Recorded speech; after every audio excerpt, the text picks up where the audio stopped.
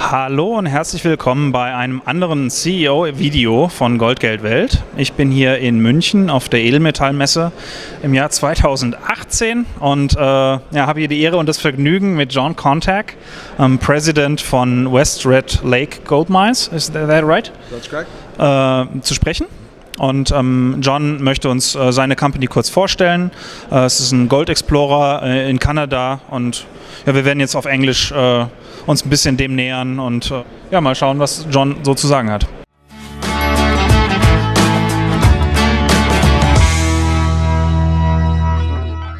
Could you, for investors new to the story, tell the basic facts? Where are you operating? What is your development stage of the project? What are you looking for? Well, we're a gold exploration and development company. We're headquartered in Toronto, Ontario, and our project is in Red Lake, Ontario. Red Lake, Ontario, of course, is a prolific gold district. It's produced over 30 million ounces of gold. And it's also the historic home of Goldcorp. Goldcorp was founded in Red Lake, Ontario, and we're joint ventured with Goldcorp in Red Lake. We have a 3,100 hectare property. It's on the west side of the Red Lake Gold District. It's called the West Red Lake Project. The defining regional gold-bearing structure is the Pipestone Bay St. Paul Deformation Zone.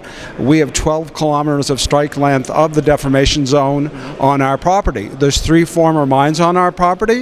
It's the Rowan mine portion of the property that we're joint ventured with Goldcorp. We have 60% and operate, and Goldcorp has 40%. There's the Mount Jamie mine and the Red Summit mine. These are all underground former producing mines that have shafts. And on the Rowan mine of the property, where we're joint ventured with Goldcorp, it's the most developed portion of our property. We have a 1.1 million ounce inferred resource.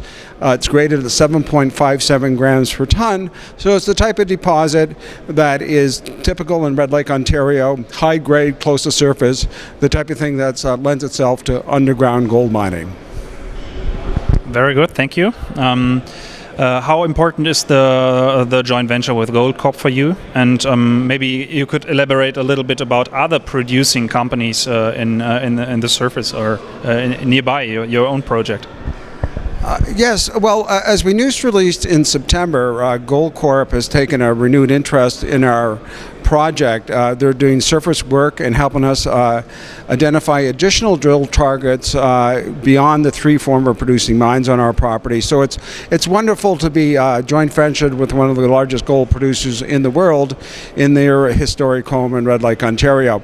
Now, it's a busy gold district in general. There's various junior explorers active in the area.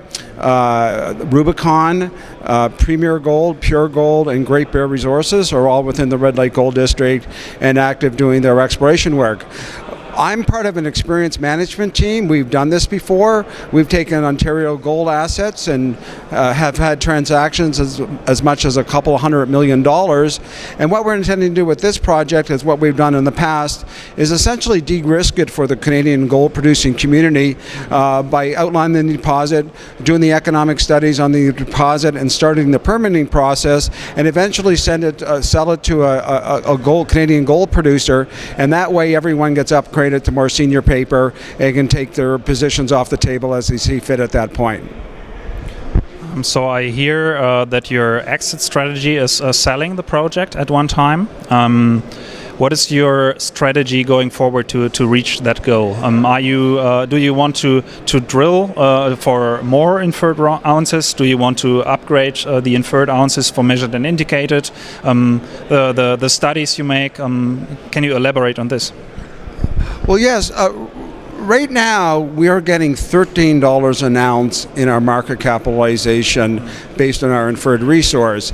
Now, at some point, these assets will get revalued. You get as much as 10 times that in more of a bull market for high-grade, close-to-surface ounces in Red Lake, Ontario.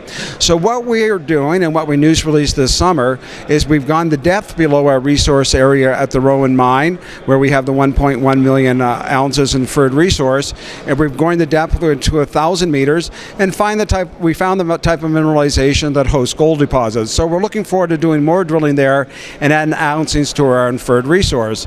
But as you mentioned, Florian, we're also working to make the ounces more valuable by upgrading inferred ounces to indicated, by doing the type of scoping studies that eventually lead to a PEA, so people can see the IRR and the NPV on a certain amount of our deposit.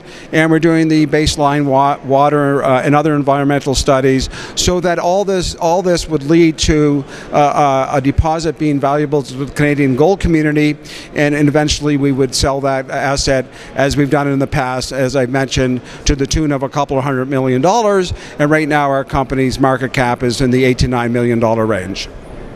At the current stage of the project, do you have any idea about a potential Capex for the company, or all-in sustaining costs, for example? Well, we're doing those studies now. We haven't filed our PEA with the Ontario Securities Commission, so I couldn't speak specifically of that.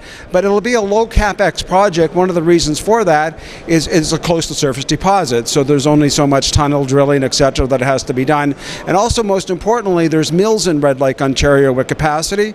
Our joint venture partner has 2 mills, so it'll be a toll milling operation. So one can expect that this would be a relatively low capex project, and on average globally, what's being mined gold-wise is 2 to 3 gram deposits on average. This is a much higher grade deposit than that, so all that leads in time to relatively low all-in sustained cost, low capex project right there in Red Lake, Ontario, where you have the roads, the hydro, the workforce, and as I mentioned, very importantly, mills with capacity. We talked yesterday at dinner, and you told me how careful you are with shareholder money. So, what distinguishes you and your approach from other juniors in the space? We, for example, Tom Meredith, myself, who's my business partner in this venture, we have over 10 million shares between us in this company. We bought them on the open market in private placements, as others can. So the management team is vested in the project. Right now, we're not taking a salary, so we're showing to the investment community that we're a management team who is beside the common shareholder and not taking the type of salaries that others do. Not to speak what others do, but we're just committed to being beside the shareholders so we can talk directly to the investment community, and they're comfortable that if the common shareholders in general win, that's when the management team wins, and if we don't do our job, we don't get paid either. So I think there's comfort for the investment community in that approach, and we're happy to be taking that approach. For investors watching this and maybe thinking about investing, what would you recommend? What would you like to share for closing the interview?